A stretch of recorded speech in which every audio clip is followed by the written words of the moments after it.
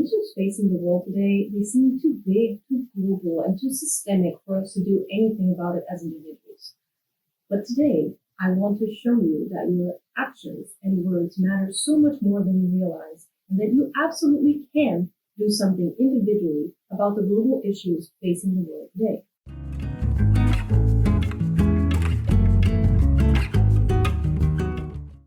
Is it overwhelming to think about climate change? Absolutely.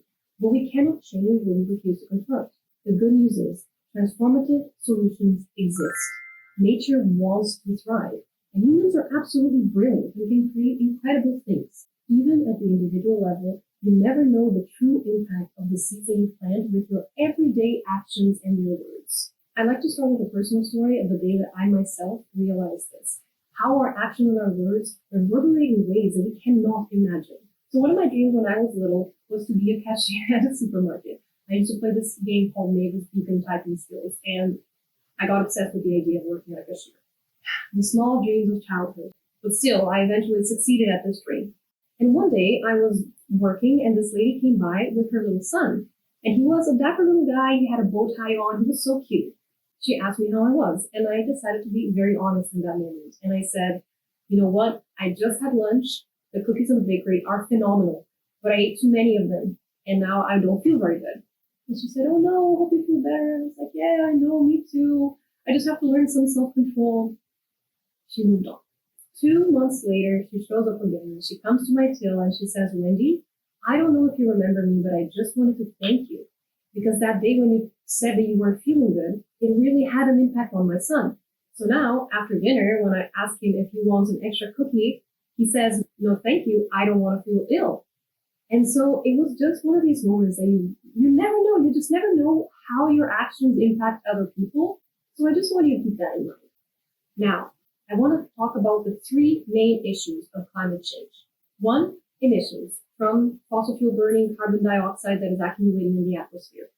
2, deforestation. The cutting down of trees decreases the amount of carbon that we sink back onto the earth. And 3, overconsumption. All materials come from the earth. Before I dive in, I want to talk about a little caveat. Here we are looking for progress, not perfection. It is unrealistic to think that we can do everything at once perfectly. This is a journey to reach a level where we feel good about ourselves and our impact on the planet. We must have humility and compassion for others and ourselves in this journey. We don't need to be perfect. We just need to be good. Emissions, largely from transportation, the burning of fossil fuels, gas and oil, and agriculture. Deforestation is a double whammy of that because it has a feedback loop attached to it. So not only does removing trees increase the emissions, it also decreases the planet's ability to sink carbon back into the ground, which kind of enhances the greenhouse effect twice.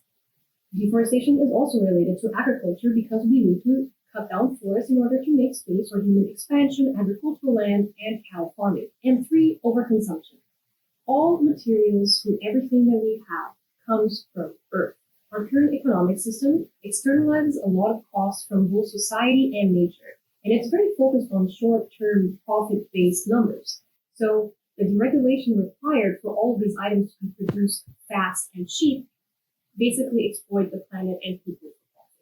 So when we look at these 3 things, they seem very big and very out of our control, but there are 8 billion people in the world, and we can absolutely use the power of our voice and our wallet to enact change at the foundational level.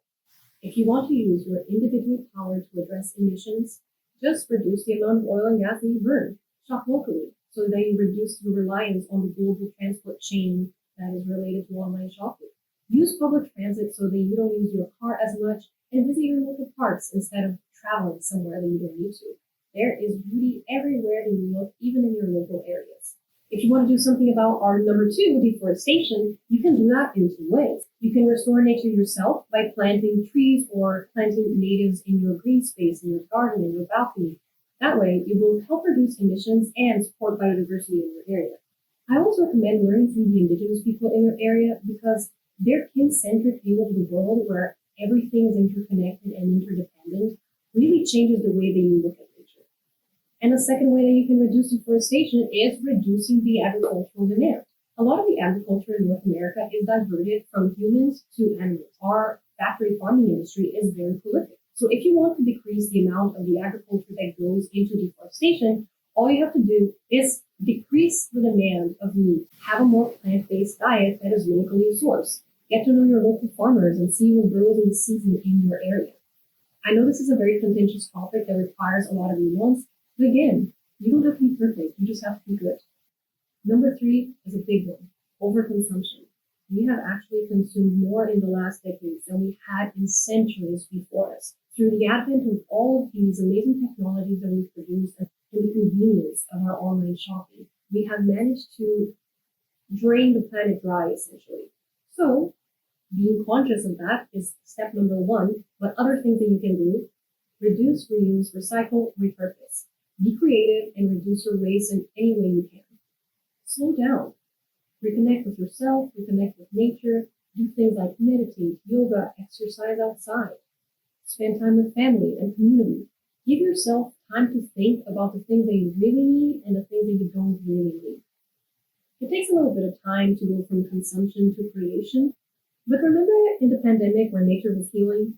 Remember how we all went home and spent more time with our friends and family, and we all started learning how to bake bread? Everyone had their special sourdough recipe. Remember that?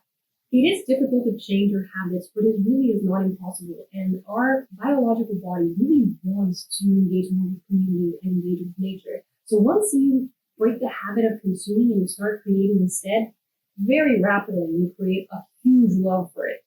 Once you have all of those down, if you really like this mission, you can go for bonus points for amplification, which is basically engaging with your governance.